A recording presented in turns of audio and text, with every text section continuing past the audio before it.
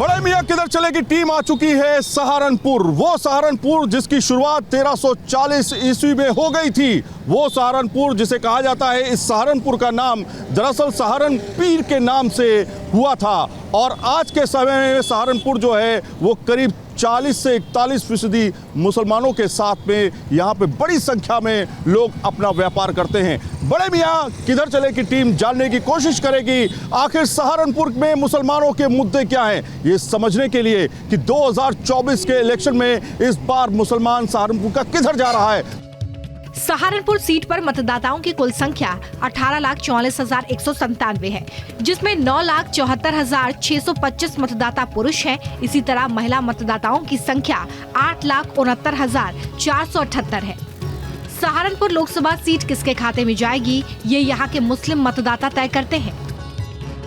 इस सीट पर करीब 7 लाख मुस्लिम वोटर हैं, जबकि 11 लाख हिंदू वोटर। बाकी वोटर्स को मिला दें तो इस सीट पर कुल मतदाताओं की संख्या 18 लाख बनती है। सहारनपुर शहर की आबादी में करीब 56% हिंदू हैं, जबकि 43% मुस्लिम समुदाय के लोग हैं।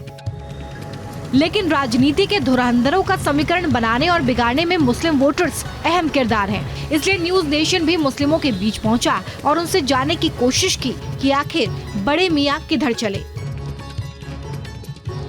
2024 का इलेक्शन बिल्कुल करीब है। मुस्लिम समुदाय इस बार क्या सोच रहा है, किस तरह के मुद्दे हैं? क्या विकास के नाम पर वोट होगा या फिर धर्म के नाम पर वोट होगा? धर्म के नाम पे कोई वोट नहीं होगा, वोट होगा विकास के नाम पे। और विकास 70 साल के अंदर अगर किसी पार्टी ने किया तो वो भारतीय जनता पार्टी है। तो मुस्लिम मियाँ भाई इस टाइम पे 70 साल में तो थी नहीं भारतीय जनता पार्टी का। नहीं, हाँ 70 साल से पार्टी नहीं थी। 70 साल से कोई विकास नहीं हुआ। बात अगर सुरक्षा ही करी जाए, अगर हम किसी डिपार्टमेंट में अपना काम कराने के लिए जा रहे हैं तो वहाँ सुनवाई नहीं हो रही। सुरक्षा के नाम पे कुछ नहीं है। सन 2014 के बाद सबसे ज़्यादा योजनाएं मुसलमान को मिली, सबसे ज़्यादा विकास मुसलमान क्षेत्रों में हुआ। ये बताइए कि इस बार क्या लग रहा है 2024 के इलेक्शन में किन मुद्दों पर मुसलमान जाएगा वोट डालने? देखिए, मुसलमान का तो मामला एक ऐसा मामला है, कोई सी भी पार्टी हो, मुस्लिम का सिर्फ इस्तेमाल होता आ रहा है आज तक। और पहली बार एक प्रधानमंत्री के रूप में मोदी जी आए, जिन्होंने 36% आरक्षण का वादा किया मुस्लिम समाज से। और इस चुनाव के बाद विधानसभा जो टिकट होंगे मुस्लिम समाज के लोगों को होंगे, तो पहले प्रधानमंत्री हैं। बीजेपी के आप कब से हितैषी होने लगे? मुसलमान कब से हितैषी होने लगा बीजेपी का? अरे बीजेपी कहते हैं मुसलमान तो वोट ही नहीं देता बीजेपी को। गलत कहते हैं लोग। मुसलमान क्यों नहीं वोट करता? 8,500 वोट खत्तागेड़ी से अभी बिल्कुल ताज़ा है। 18,500 वोट सहारनपुर में बिल्कुल अभी मेयर साहब को दिए। ये गलत बात है। लेकिन विपक्ष तो ये कहता है भैया अब मुसलमान को तो रहने नहीं दे रहे हैं यहाँ पे देश में। विपक्ष बिल्कुल झूठ बोलता है। मुझे बताओ कहाँ देश में परेशान नहीं है किसी को? मैं पूरे हिंदुस्तान में घूमने वाला हूँ, सेल का काम करने वाला आदमी हूँ। मैं पूरे हिंदुस्तान में घूमा।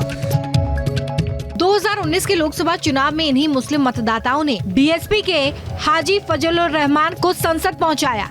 इस बार भी मुकाबला दिलचस्प है। बीएसपी ने इस बार माजिद अली को उम्मीदवार बनाया है। 2019 के लोकसभा चुनाव में मोदी लहर के बावजूद बीजेपी यहां से हार गई थी, लेकिन इस बार बीजेपी ने उन्हीं राघव लखनपाल शर्मा पर भरोसा जताया जो पिछला चुनाव हार चुके थे। हालांकि उन्होंने 2014 में कांग्रेस उम्मीदवार इमरान मसूद को 60,000 से ज्यादा वोटों से मात दी थी। क्या लगता है मुसलमान इस बार सहारनपुर का किधर वोट जा रहा है और किधर देख रहा है? वो विकास के मुद्दे पर वोट है, राजनीति है, क्या है? मतलब धर्म के नाम पर वोट है? धर्म के नाम पे कोई वोट नहीं है। और आपको बताएं कि विकास इतना हुआ है सहारनपुर के अंदर, बहुत बुरा हाल था। ना ही फ्लाईओवर थे, ना ही बाईपास थे, कुछ भी नहीं था। और आज इस सरकार के अंदर बाईपास भी हैं और फ्लाईओवर भी है और सड़कें भी हैं।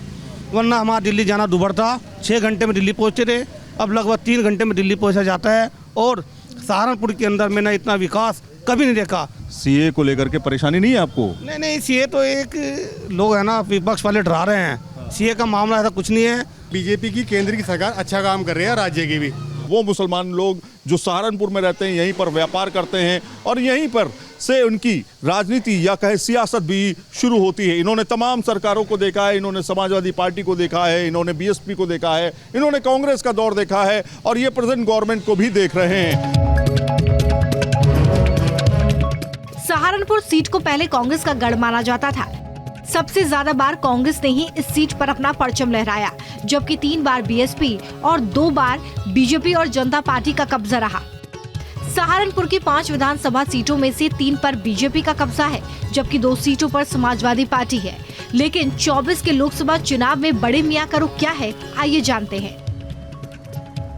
सहारनपुर के पुराने शहर में इस समय मौजूद है, जिसे लकड़ी का शहर कहा जाता है, वुडन सिटी कहा जाता है। और यहाँ पर बड़ी संख्या में कारोबार इसी चीज का होता है। पूरी दुनिया भर में सहारनपुर से लकड़ी के ये बड़े बड़े सोफे, बेड और तमाम तरह के लकड़ी के सामान, सजावटी सामान यहाँ से जाते हैं। आप देखिए, पूरे घरों में कहा जाता है कि जैसे योगी आदित्यनाथ ने, सीएम जो उत्तर प्रदेश के, उन्होंने कहा कि 1 डिस्ट्रिक्ट 1 प्रोडक्ट को लेकर के वो उत्तर प्रदेश के कई इलाकों को प्रमोट करते हुए दिखाई दे रहे हैं। उसी तरीके से सहारनपुर को भी 1 डिस्ट्रिक्ट 1 प्रोडक्ट के तौर पर तैयार किया गया है। खास तौर पे वुडन के काम जो है यहाँ पर बड़ी संख्या में होते हैं। आप देखिए किस तरह से ये पूरी डिज़ाइन जो है तैयार की गई है। लेकिन सियासत की अगर बात करें, राजनीति की बात करें, तो वो भी काफ़ी गर्म है इस समय, क्योंकि सहारनपुर में अलग अलग तरह की पार्टियों ने अपना हिस्सेदारी निभाई है। कांग्रेस का कभी ज़माना था जब यहाँ पर कांग्रेस ही आती थी, लेकिन 1977 के बाद से जो है समीकरण बदल गए। लोगों से बातचीत करते हैं, उनका व्यापार किस तरह से चलता है, उनसे समझने की कोशिश करते हैं। सर, नाम क्या आपका? मलिक भाई, ये बताइए कि किस तरह का कारोबार है इस समय, और ये क्या वुडन सिटी के तौर पे जाना जाता है? ये तो काफ़ी टाइम से, हमारे दादा परदादा के टाइम से यहाँ पे लकड़ी का काम होता है, तो उसको लकड़ी का ही शहर कहते हैं। तो अभी तो उसको वुडन सिटी ही बना दिया है। अभी पेपरों के अंदर भी वुडन सिटी के नाम से है। और यहाँ पे आपको जो भी काम देखने को मिलेगा, ये सारा राजा महाराजा का काम में देखने को मिलेगा। यहाँ पे पूरी दुनिया से लोग आते हैं। एशिया का नंबर 1 मार्केट है इधर। इंपोर्ट एक्सपोर्ट सब कुछ होता है। मैं आपसे उस पे 2024 के इलेक्शन पे भी बात करूंगा, लेकिन थोड़ा सा मैं इंटरेस्टिंग पॉइंट दिखाना चाहता हूँ। ये क्या चीज़ है, क्या डिज़ाइन है ये? सर, ये बेड है। ये बेड का हेडबोर्ड फुटबोर्ड है, क्योंकि यहाँ पे ना क्या है, काफ़ी ज़्यादा बल्क में काम होता है, तो इसलिए हम लोग पूरा असेंबल करके नहीं रखते, छोटा छोटा पार्ट्स में बना के रखते हैं अनफिनिश, ताकि कल लेने वाले को उसकी क्वालिटी भी मालूम पड़ जाए, ये क्या चीज़ है और क्या नहीं। अब हम बात करते हैं 2024 के इलेक्शन की, जो असल मुद्दा है। इस बार क्या लग रहा है आपको? विकास मुद्दा रहने वाला है, रोजगार मुद्दा रहने वाला है, या फिर धर्म के नाम पर वोटिंग होगी सहारनपुर में? देखिए सर, ये तो विकास के नाम पे, धर्म के नाम पे हर तरह की पॉलिटिशियन होती है, लेकिन हम लोगों को ये चाहिए, हम लोग देखें कि क्या काम हुआ है पिछले 5 साल में। आप किधर जा रहे हैं? हम तो क्या तरफ ऐसा है, देखो, कानून व्यवस्था बहुत अच्छी है, ठीक है, किसी तरह का कोई क्राइम नहीं है। आप उठा के देख लीजिए, क्राइम नहीं है। बिजनेस को उठा के आप देखो तो बिजनेस में काफ़ी सुधार है। पहले क्या था, पिछले टाइम में बहुत ज़्यादा हम लोग तो बिछड़े हुए चल रहे थे, हम लोगों को पता नहीं था, जीएसटी का नहीं पता था।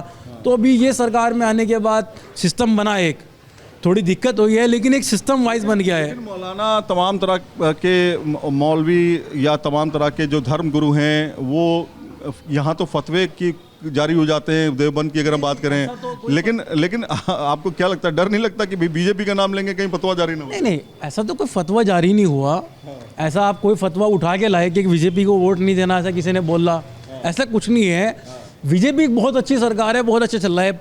ये दिक्कत कहाँ है, कुछ लोग जो कि ना पॉलिटिक्स के हैं और ना पॉलिटिक्स से उनका कोई संबंध है, वो लोग गलत तरह की बातें करते हैं दूसरे समुदाय को लेकर। मुसलमानों को डर लग रहा है इस बार? मुसलमानों को कोई डर नहीं है। मोदी ठीक है या राहुल गांधी आपको